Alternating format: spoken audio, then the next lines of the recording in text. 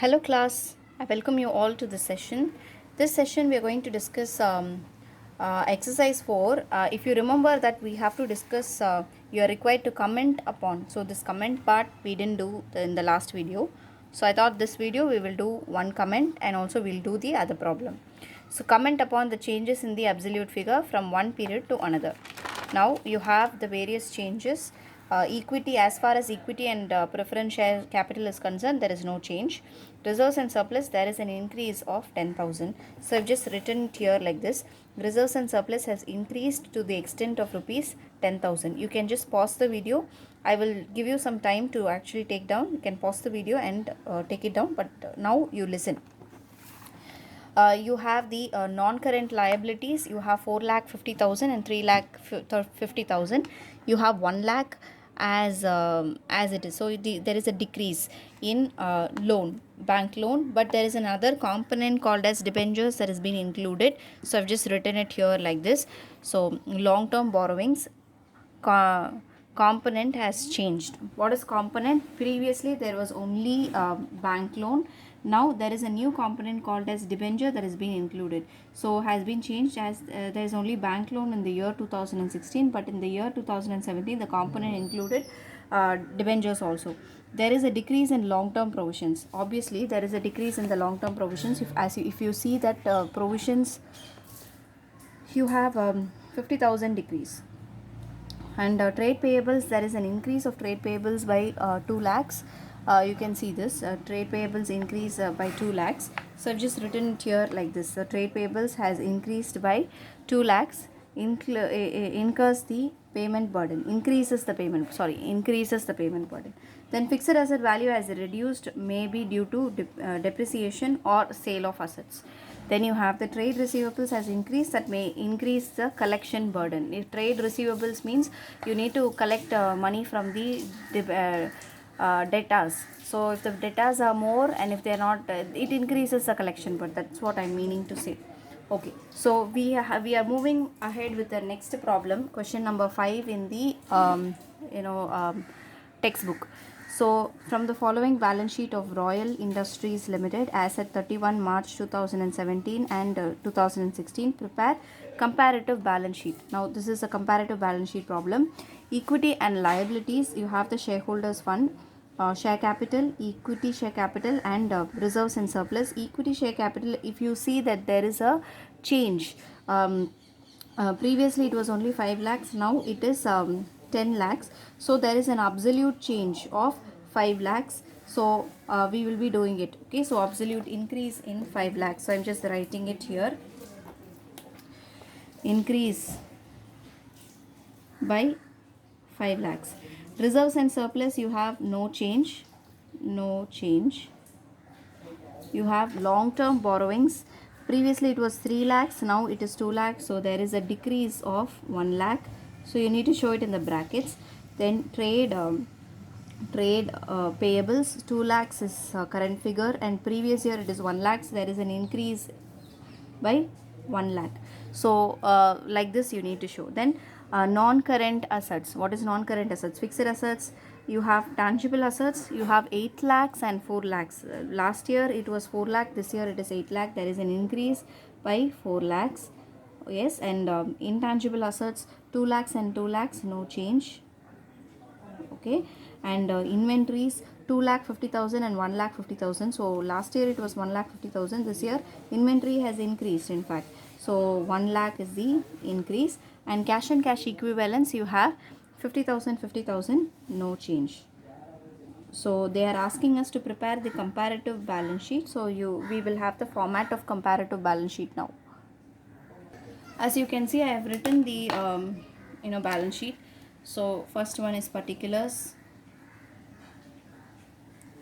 note number, the previous year 2016, previous year, current year 31/3/2017, current year.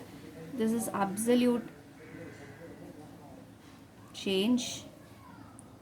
Absolute change. Here it is percentage change. So first item, we had in our question, the first item that we have in the question,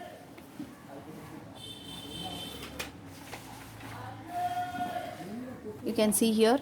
So shareholders fund, so I'm just going to show it. Okay, so we will be writing the exact same figures here, and absolute changes figures will be this, and then percentage change I'll tell you how to prepare. So first one, we have equity and liabilities. Under that, shareholders funds. Under that you have share capital. Under that you had equity share capital. The figures for 2016 is 5 lakhs. 2017 it is 10 lakhs. So absolute change is 5 lakhs. So how to find this 5 lakhs divided by 5 lakhs into 100.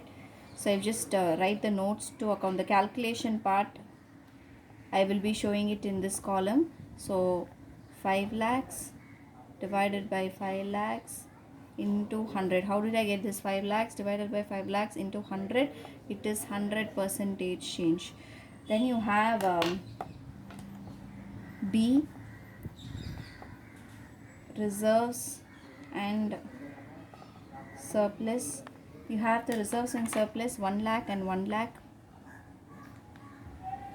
No change. So no percentage change. Then you have non-current. So you have the non-current liabilities. You have the long-term borrowings. 2016 figure is 3 lakhs and 2017 figure is 2 lakhs. So absolute change is reduction in the value by 1 lakh. So I'm just showing this as a bracket. So there will be a negative effect here. So 1 lakh divided by 3 lakhs into 100. If we do this, 1 lakh divided by 3 lakhs into 100, we are getting 33.33 percentage. So I'm just showing it here, 33.33 percentage. Okay, then you have the next one as current liability.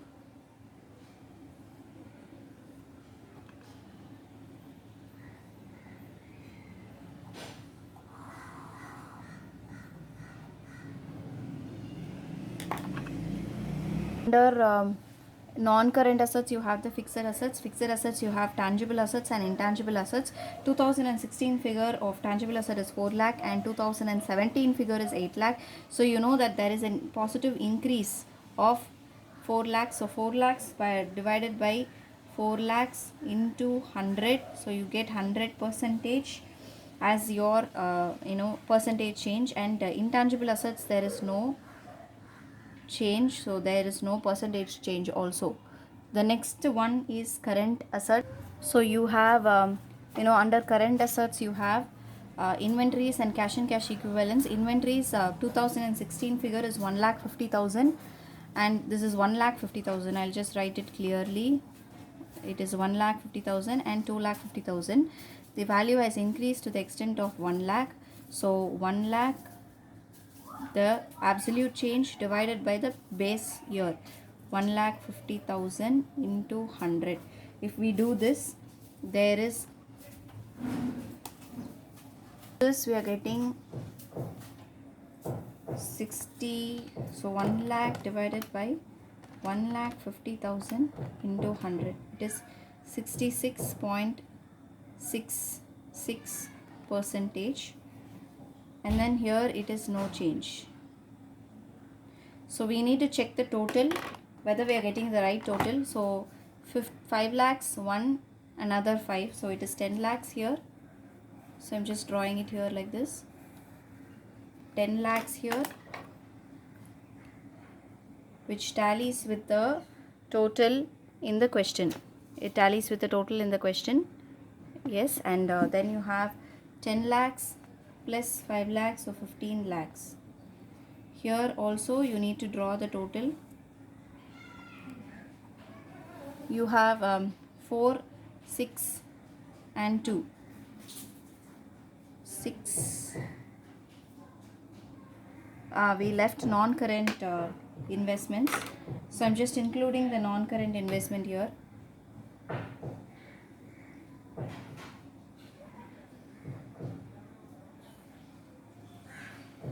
Okay, non-current investments, it is 2 lakhs and 2 lakhs again. So there is no change. So obviously now we are getting 10 lakhs. Here it will be 8, 10, 15. Now if we check here, 4, 1. 5 lakhs is the change. 5 lakhs is the change. So 5 lakhs divided by 10 lakhs into 100. So 50 percentage. Now if we check the top part, 5 lakhs, 5 lakhs only. So 5 lakhs. So 5 lakhs divided by, so 50 percentage change. It is not necessary that this percentage should be same. Okay, because if you cannot add and subtract percentage change. You need to make this as in brackets, because it is a reduction in the value. So you cannot add or subtract in the percentage column. You can just do it in the absolute change column, not in the percentage change column. Okay, make sure that you understand this. Thank you, class. I'll see you in the next video.